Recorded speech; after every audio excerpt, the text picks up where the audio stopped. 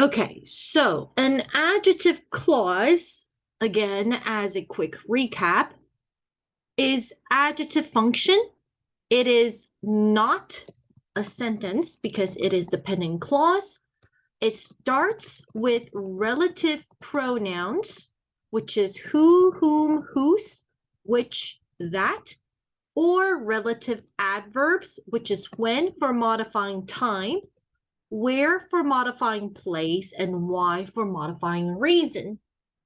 And there is something called essential or restrictive in this textbook, adjective clause, because it is essential to help us identify the noun. It modifies, so there's no comma, whereas there's non-essential or non-restrictive, which means we can take it out and we still know what noun you're referring to because the context is clear. And non-essential or non-restrictive adjective clauses come with inserter commas or sometimes dashes or parentheses.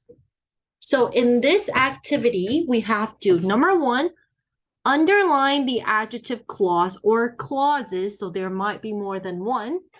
And number two, we have to identify whether it is restrictive, essential, or non-restrictive, non-essential. Last but not least, we have to add our own commas, own inserter commas to the non-restrictive ones. All right, so the first two have been done for us, so let's take a look. Family, whose income, so the whose is our relative pronoun. So the family's incomes are below a certain level, right? So after you have identified your adjective clause, you want to make sure you do one thing. Cross it out and see if you still have a complete sentence. Families pay no income tax, right? And that is your independent clause. So inside this adjective clause, whose incomes are below a certain level, how do you know that this is essential or restrictive? Because if it is non-essential, if you add commas, that means all families pay no income tax, but that is just not true. You are referring or restricting to a specific group of people because if you're rich, obviously you have to pay income tax, right? So number two, you can see the adjective clause is whose income tax is more than $50,000. So again, we have the relative pronoun whose, right?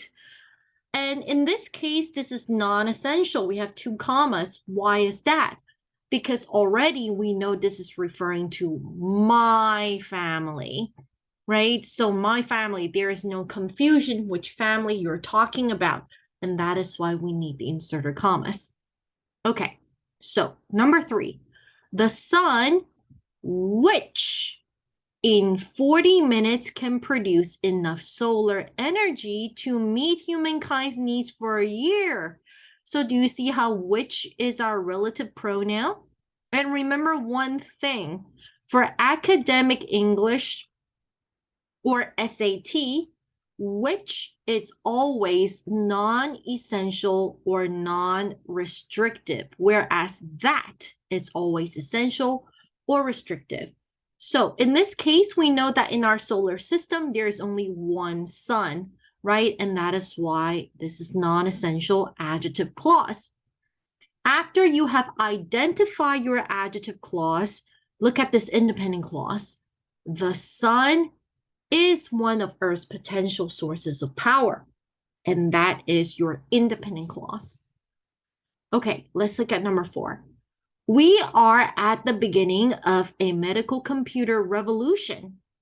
According to an article, that is our relative pronoun. So that appeared in Time magazine. That is our adjective clause, modifying the antecedent article. And like I've said before, that is always essential or restrictive. So are. All right. And number five, a medical computer is a machine that, relative pronoun, analyzes the results of laboratory tests and electrocardiograms. So again, the that is referring to machine, and it has to be restrictive or essential. Okay. Number 6, a physician who, we need to use relative pronoun who because it's referring to a person who feeds a patient's symptoms into a computer, receives a list of diseases. Hey, there's another that fit the symptoms of that patient. So in this case, we have 2. Yeah? Is this a non-restrictive? For the first one is actually restrictive because not all physicians are doctors. Not all physicians need to feed patients' symptoms into computers. So some are surgeons, they are responsible for, doing surgeries. So this is limiting to a specific physician who has to insert all that information into the computer. So the first one is restrictive. And the second one, of course, because it starts with that, it is restrictive as well. Okay? So yeah, this is a tricky one.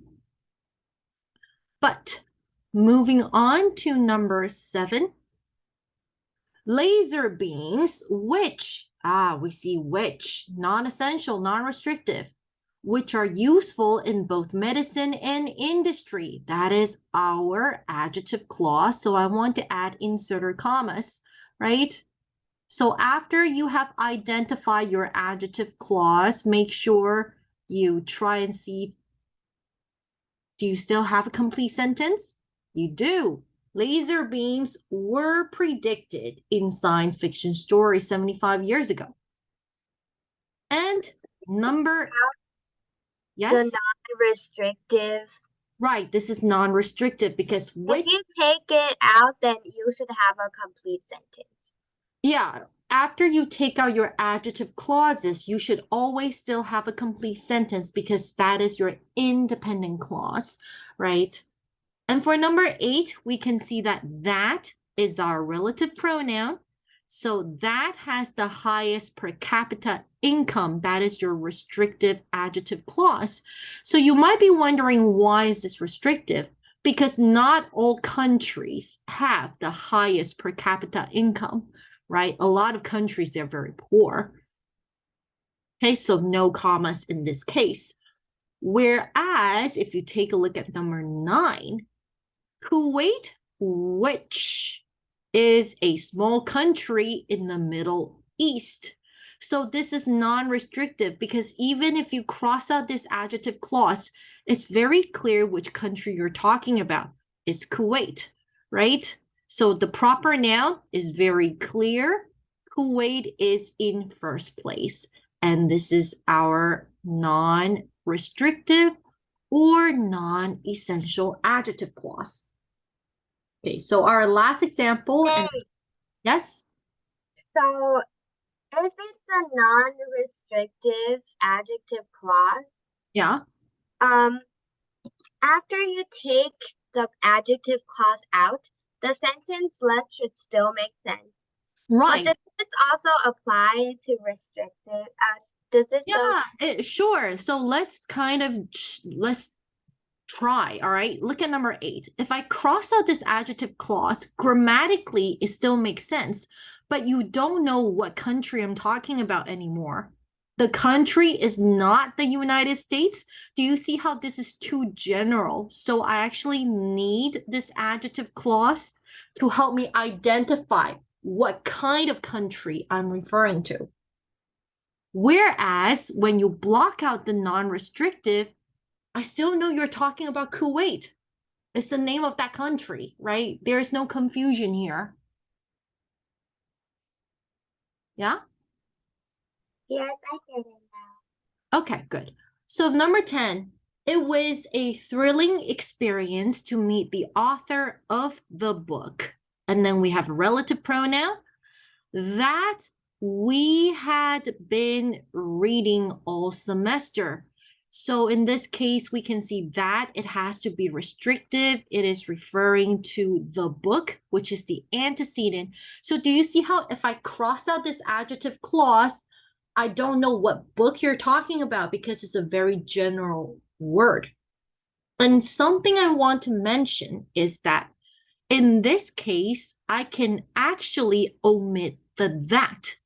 I can cross it out and say, it was a thrilling experience to meet the author of the book we have been reading all semester.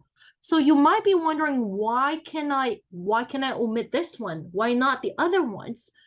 Because if my relative pronoun is object and it is restrictive or essential, it can be omitted. All right, and that is what happens in this case. Because you can see in this adjective clause, we is the subject, right? We had been reading that. We had been reading the book all semester. Okay, so that is just something you want to keep in mind. Okay, and that is it.